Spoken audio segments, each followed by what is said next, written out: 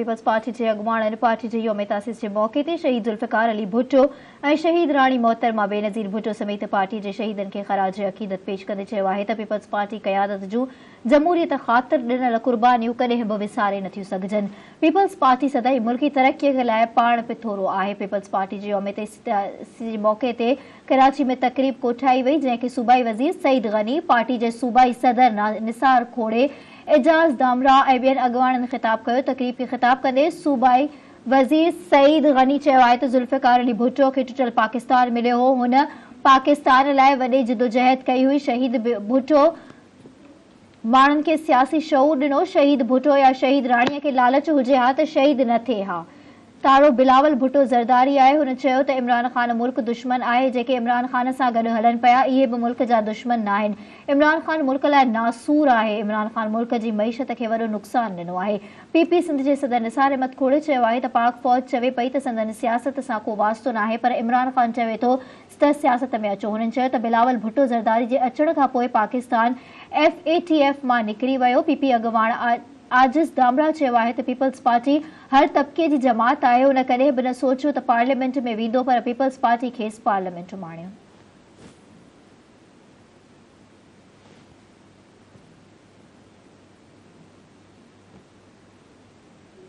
नाज़रीन, अमरीका गॾियल वापार, मुआशी भाईवारे ऐं सिहत जे शोबे में पाकिस्तान सां सहकार जारी रखण जो अज़म वठजायो आहे। अमरीकी सफ़ीर डोनाल्ड ब्लूम 17 खां 18 नवंबर ताईं सिंध जी राजधानी कराची जो दौरो कयो, जिथे अहम मुलाक़ातुनि ऐं गॾिजाणनि दौरान हुन ॿिन्ही मुल्कनि जे सॻारनि लाॻापनि खे उजागर कंदे मुआशी भाईवारे ऐं आम सिहत जे शोबे में बहितरीअ लाइ सहकार जारी रखण जो अज़म वठजायो।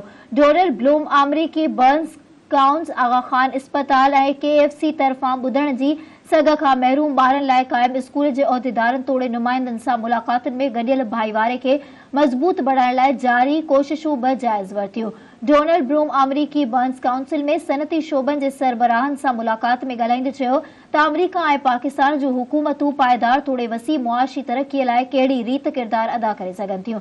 डोनाल्ड ब्लूम चयो त हू पाकिस्तान सां सब्ज़ इतिहाद बरक़रार रखण लाइ पुरज़म आहिनि। अमरीका समझे थो त सब्ज़ इतिहाद पाकिस्तान में निजी शोबे ऐं माहौल दोस्त ज़राअत जी तरक़ीअ लाइ कोशिशुनि में रिधल आहे। संदसि चवणो त अमरीका हिक पासे ॿतरफ़ी वापार में पाकिस्तान जो सभ खां वॾो भाईवार आहे, त ॿिए पासे अमरीका अहिड़नि मुल्कनि जी फ़हरिस्त में अॻिते आहे जिन जूं पाकिस्तान में परॾेही सीड़पकारी वधाइण लाइ ख़िदमतूं ग़ैर मामूली अहमियत जोगियूं आहिनि।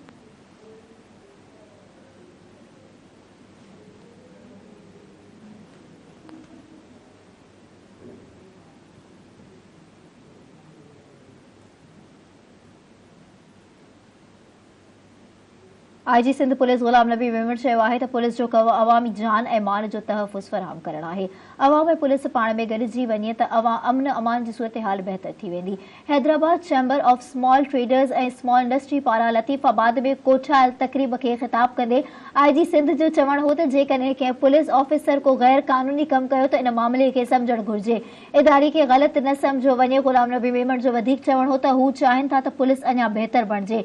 थाणो कल्चर टेक्नोलॉजी सां तब्दील थींदो, इन ते कमु थी रहियो आहे। हैदराबाद पुलिस खे RRF लाइ 500 अहलकार ॾिना वेंदा ऐं उते ई CTD खे बहितर बणायो वेंदो। इन मौक़े ते वापारी अॻुवाणनि IG आॾो हैदराबाद में पुलिस नफ़रीअ जी खोट ऐं शहरियुनि में ट्रैफ़िक जे वस्ते जी निशानदेही कई। तक़रीब में DIG हैदराबाद पीर मोहम्मद शाह, DIG मीरपुर ख़ास ज़ुल्फ़िकार महर, DIG नवाब शाह यूनुस चांडियो, SSP हैदराबाद अमजद शेख, वापार जे मुख़्तलिफ़ तंज़ीमुनि जे अॻुवाणनि ऐं सिविल सोसाइटी जे नुमाइंदनि शिरकत कई।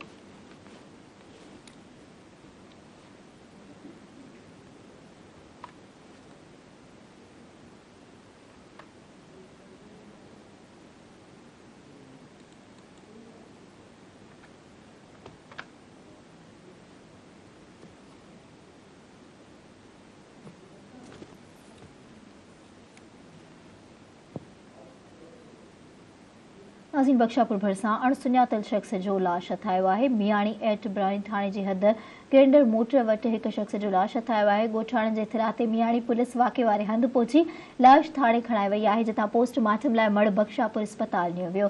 फौती शख़्स जी सुञाणप न थी सघी आहे, जॾहिं त मौत जो कारण पिणु मालूम न थी सघियो आहे।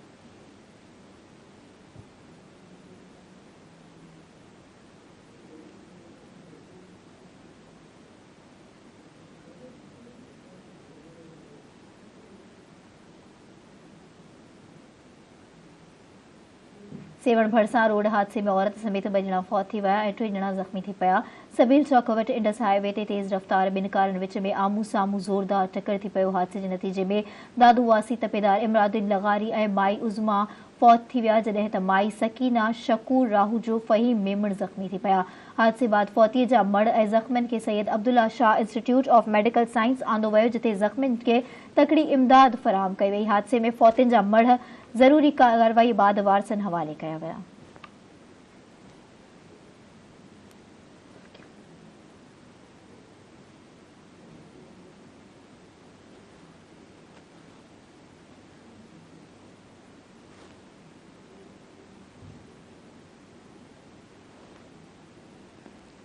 नाज़रीन, खैरपुर में पसंद जी शादी कंदड़ सालिहा पट वासी नौजवान भाउ 3 ॾींहं यरगमाल रहण खां पोइ आज़ाद थी वियो। नौजवान हाकिम अली शंबाणी दाहींदे चयो आहे त संदसि भाउ रजब अली अमीरज़ादीअ सां पसंद जी शादी कई त बिरादरीअ जा वॾेरा मथनि नाराज़ थी दुश्मन बणिजी विया ऐं कूड़ा केस दाख़िल कराए रहिया आहिनि। हुन वधीक चयो त खेसि अगवा करे 3 ॾींहं तशदुद कंदा रहिया, भाउ खां तलाक ॾियारण वारी लिखत वठी आज़ाद कयो, पुलिस केस बि नथी वठे। हाकिम अली शंबाणी SSP खैरपुर खां मुतालबो कयो आहे त नोटिस वठी तहफ़ुज़ फ़राहम कयो वञे।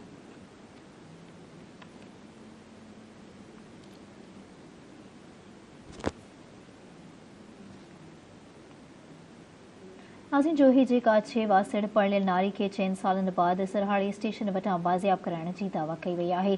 पुलिस मूजिबि ॻोठ जलबदरो वासड़ नारी शाहतां लगारीअ खे पुट गुल मोहम्मद थाणे जी हद मां 4 साल अॻु अगवा कयो वियो हो, जंहिंखे सरहाड़ी थाणे स्टेशन वारे इलाइक़े में कार्रवाई कंदे बाज़ियाब करायो वियो आहे। पुलिस जो वधीक चवणु आहे त ॻुझे इतला मिलण ते सरहाड़ी स्टेशन जे सरकारी क्वार्टर ते छापो हयो, जंहिं दौरान शाहदा लगारी खे हथ करायो वियो आहे। जवाबदार हमज़ो लगारी खे गिरफ़्तार कयो वियो आहे। पुलिस मूजिबि नारी ऐं गिरफ़्तार जवाबदार खे सुभाणे अदालत में पेश कयो वेंदो।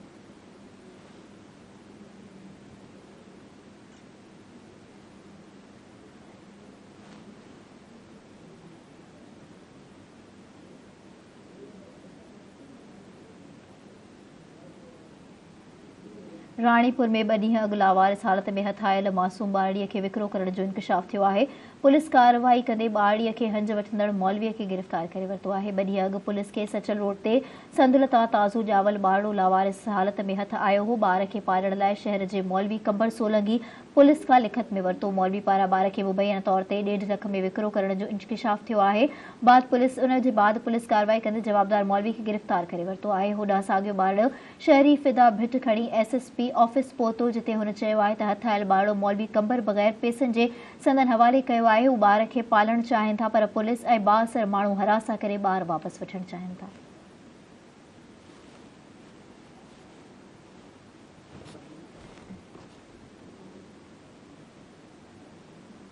नाज़रीन, कराची पुलिस जे शहीद सिपाही अब्दुल रहमान जी नमाज़ जनाज़ा गार्डन हेडक्वार्टर में अदा कई वई। अब्दुल रहमान गुज़िरियल राति ड्यूटी दौरान जवाबदारनि जी फायरिंग में शहीद थी वियो हो। शहीद अब्दुल रहमान जी नमाज़ जनाज़ा में additional IG Karachi Javed Alam ओझो, DIG south, DIG traffic rangers तोड़े पुलिस जे सीनियर ऑफिसरनि शिरकत कई। इन मौके ते पुलिस जे ख़ासि दस्ती शहीद अब्दुल रहमान खे सलाम पेशी कई वई, जॾहिं त AG कराची ऐं पुलिस जे ॿियनि सीनियर पुलिस ऑफिसरनि वारसनि सां हमदर्दी ऐं ताज़ियत जो इज़हार कयो।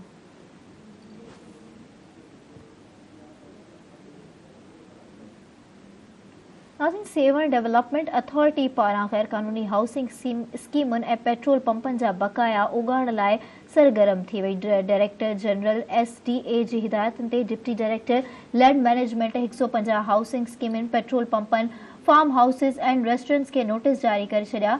डिप्टी डायरेक्टर आमिर ख़ान जो चवणु आहे त कानूनी घुर्जूं पूरियूं न कंदड़ ऑफिसरनि ॾांहुं ऐं सील करण जो हतमी नोटिस ॾिनो वियो आहे।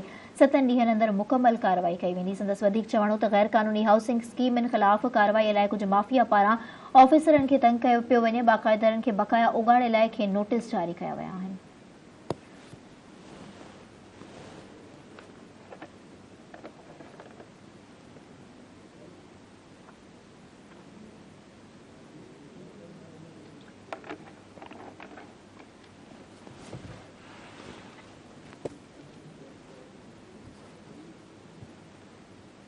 नाज़रीन, दादू में के इंचार्ज ॻोठ ख़ान मोहम्मद शाही जी ॿोल मुतासिरनि सहायता न थियण ते DC हाउस ॾाढो एहतजाज कंदे रोड ब्लॉक करे छॾियो आहे। ॿोल मुतासिरनि मुजाहिद शाही, मुख्तियार फिदा हुसैन, कमरुद्दीन शाही ऐं ॿियनि जी अॻवाणीअ में DC हाउस ॿाहिरां एहतजाजी मुज़ाहिरो करे धरणो हयो आहे। इन मौक़े ते एहतजाज कंदड़नि जो चवणु हो त तविन सबबि घर ड्रही पट थी विया आहिनि। 3 महीननि खां खुलियल आसमान हेठि बीठल आहिनि।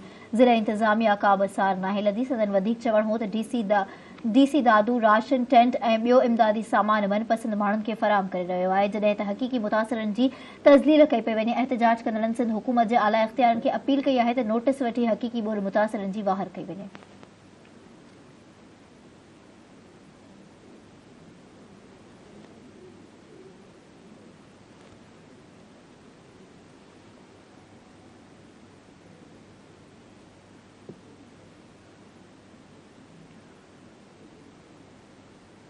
नाज़रीन, गंबट पुलिस धरती TV जे रिपोर्टर मुमताज़ मेमर ते थियल कातलाणे हमले वारे केस में FIR में शामिल कयल जवाबदार जो नालो ख़ारिज करे कचे चालान में ॿिए शख़्स जो नालो शामिल करे छॾियो आहे। 3 महीना अॻु जवाबदार सहाफ़ी मुमताज़ मेमर ऐं हनीफ़ मेमर खे गोलियूं हणी ज़ख़्मी कयो हो। वाक़े जो गंबट थाणे ते जवाद भट्ट ऐं अकबर उर्फ़ विक्की ते केस दाख़िल कयो वियो। हुन नामज़द जवाबदारनि खे पुलिस हींअर ताईं गिरफ़्तार करे न सघी। पुलिस धरती TV जे रिपोर्टर मुमताज़ मेमर ते थियल कातलाणे हमले वारे केस में FIR में शामिल कयल जवाबदार जवाद भट्ट जो नालो ख़ारिज करे कचे चालान में मोहम्मद मुराद मेमर जो नालो शामिल करे छॾियो आहे। मुतासिर सहाफ़ी मुमताज़ मेमर जो चवणु आहे त जांच ऑफिसर पारां केस जे कचे चालान में हक़ीक़ी जवाबदार जवाद भट्ट जो नालो ख़ारिज करे मोहम्मद मुराद वल्द मोहम्मद असलम मेमर जो नालो शामिल करणु सहाफ़ी सां नाइंसाफ़ी आहे।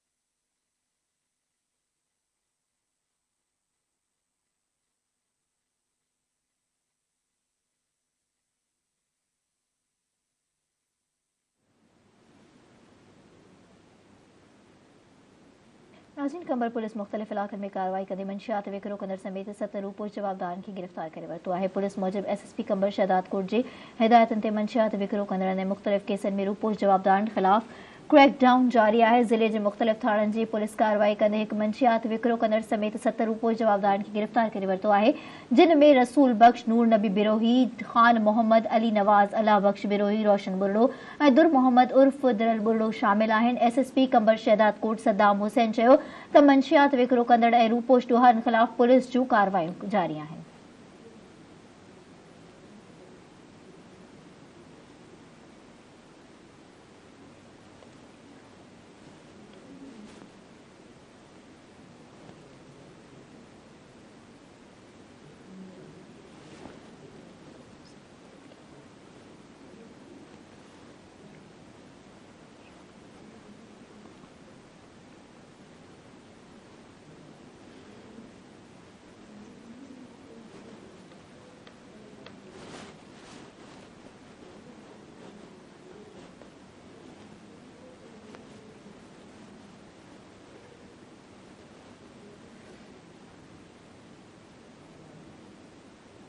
नाज़रीन, जिले में अवामी तहरीक पारां कुदरती वहकरनि तां कब्ज़ा हटाइण ऐं सिंध मां ॿाहिरि नेकारी ॾियण लाइ एहतजाजी रैली कढी मुज़ाहिरो कयो वियो आहे। अयाज़ खोसो, अमीर बख्श जरवार, अयाज़ कलोई ऐं ॿियनि पारां अवामी नगर पाड़ो खां एहतजाजी रैली कढी प्रेस क्लब चौक वटि मुज़ाहिरो कयो वियो आहे।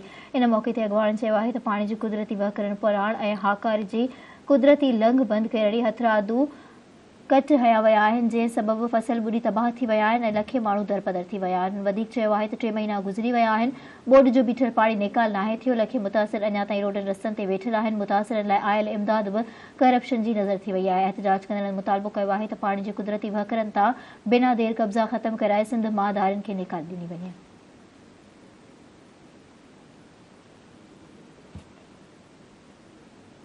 नाज़रीन, मीरपुर बठोर तालुके जे यूनियन काउंसिल महर्षा वासी परहरदार बिरादरीअ जे माण्हुनि बिरादरी जे मज़दूर ॻोठाण जी ज़मीन ते कब्ज़े ख़िलाफ़ एहतजाजी मुज़ाहिरो कयो आहे। ॻोठ हाजी मोहम्मद सिद्दीक़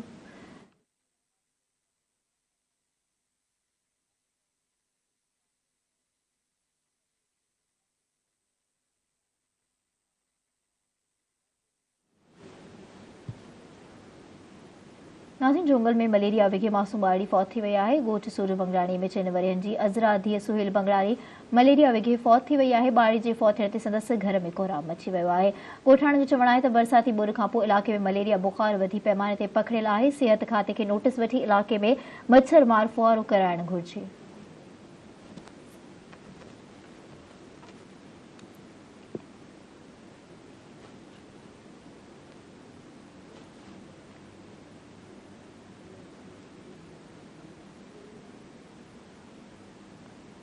कराची खां NICVD टीम कश्मोर पहुची तालकी अस्पताल जी इमारत जो मुआयनो कयो। कश्मोर तालकी अस्पताल में NICVD जो यूनिट क़ाइम करण वारी रिथा ते कम हलंदड़ आहे। PPMPA हाजी अब्दुल रऊफ़ खोसो, वफ़ाक़ी वज़ीर एहसन रहमान मज़ारी, DC मुनव्वर अली मिठियाणी, डॉक्टर महेंद्र लाल रामाणी, DHO फरहान जोखियो ऐं ॿियनि NICVD जी टीम खे तालके अस्पताल कश्मोर जो दौरो करायो ऐं मुकमल सहकार जी ख़ातिरी कराई। टीम जे मेंबरनि मूजिबि तालके अस्पताल में NICVD जो तुर्त यूनिट क़ाइम करे जदीद मशीनरी ऐं सामान ऐं दिल जा माहिर डॉक्टर फ़राहम कया वेंदा।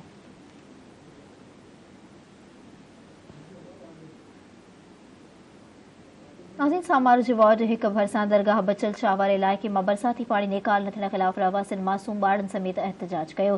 शहर में एहतजाज कंदे बीठल बरसाती पाणी निकाल कराइण जो मुतालबो कयो। इन मौक़े ते एहतजाज कंदड़नि जो चवणु हो त बरसात खे 4 महीना गुज़री विया आहिनि, पर इंतज़ामिया संदनि घर मां बरसाती पाणी निकाल कराए न सघी आहे। हुननि वधीक चयो आहे त संदनि पाड़ो रेवेन्यू ऑफिस सां लॻो आहे, पर ऑफिसरनि जे कनि जूं बि नथी चुरे। एहतजाज कंदड़ शहरनि इंतज़ामी अमलदारनि खां घुर कई आहे त बिना देर बरसाती पाणी निकाल कराए वञे।